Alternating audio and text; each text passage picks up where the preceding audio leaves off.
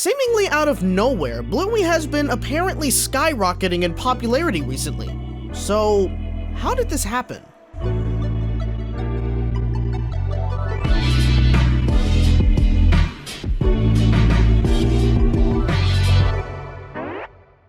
Hey everybody, what is going on? Welcome to Regular Josh 1. Please take the time now to hit that like button in this video, and if you're new, subscribe.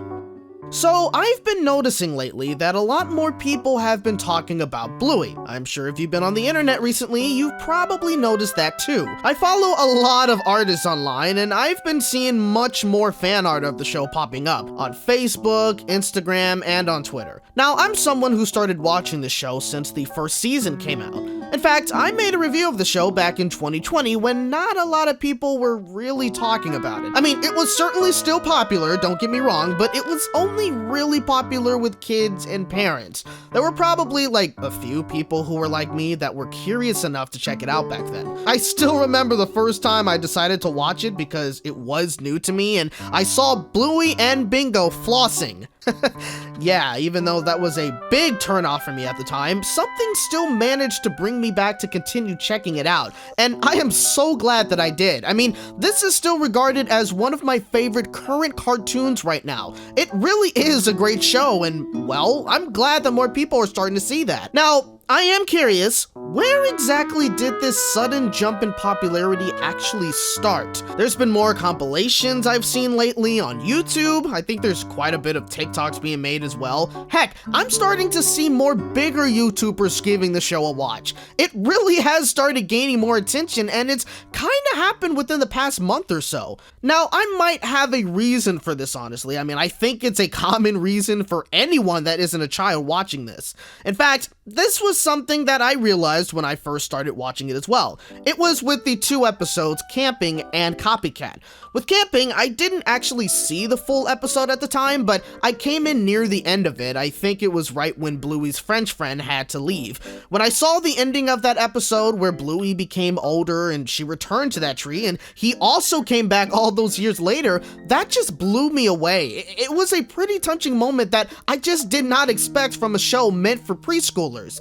Now, when it comes to Copycat, that sealed it for me. From there, I was certainly hooked. The episode starts off as most other Bluey episodes do, with her playing a game with her dad. It was pretty cute and silly, but then they came across an injured bird and took it to the vet to see if it was okay. Now, of course, I expected that the bird was going to be nursed back to health, and Bluey was going to see it flying outside again by the end of the episode. It seemed pretty obvious, but to my surprise, the bird didn't make it. I was shocked. They actually dealt with the topic of death? A majority of kids shows do not touch that subject, so when I saw this, it really shocked me at the time. And the way that they handled it with Bluey kind of dealing with that reality, but also slowly accepting it in her own way, that was pretty strong to me. That was the moment right there when I knew that Bluey was so much more than just a simple kids show. It certainly looks like it from the outside looking in, but when you start watching it, you quickly start to see how, in a way, it's certainly more of a grown-up little kid show, if that makes sense. There's a lot of great lessons in it for kids, but there's sometimes also even lessons in it for the parents as well. The way they present these don't make it where they're trying to spoon feed to the kids what they need to learn. They do it in a way where it is fairly simple for them to follow, but also it reflects real life in a way where I'm sure kids can really relate to Bluey and Bingo. It's really clever the way that they do this, especially with it being more of a slice of lifestyle show, because it also makes everything feel, you know, a little bit more real. It's also pretty fun because it usually happens when they're playing one of their games with their parents. It's very imaginative. Wouldn't surprise me if the show causes kids to want to play many of the games that Bluey and Bingo both play with their parents. Also, this is a show where when you're watching it as an adult, you can kind of remember those times when you were a kid and you had to learn some of those lessons for yourself, especially if you also had siblings. Or you just remember how playful your parents were with you when you were so young. It can make you feel a little nostalgic at times. And speaking of parents, I'm pretty sure that they can also relate to Chili and Bandit. Those two do so much to make Bluey and Bingo happy, but at the same time, you can tell that they're clearly trying to raise them to be good kids. Now, Do they get it right all the time? No, they don't. They aren't perfect, but what parent is? They're still learning when it comes to their kids, and I'm sure many people can 100% relate to that. I've said this in another video before, but people can really learn from these two. This is only the tip of the iceberg of stuff this show has to offer.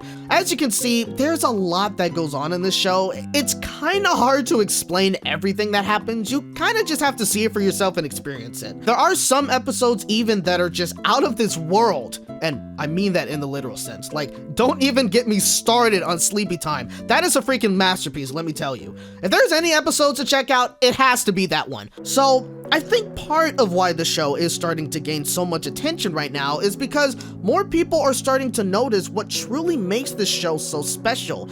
It looks like a simple preschool show, but it is so much more than that.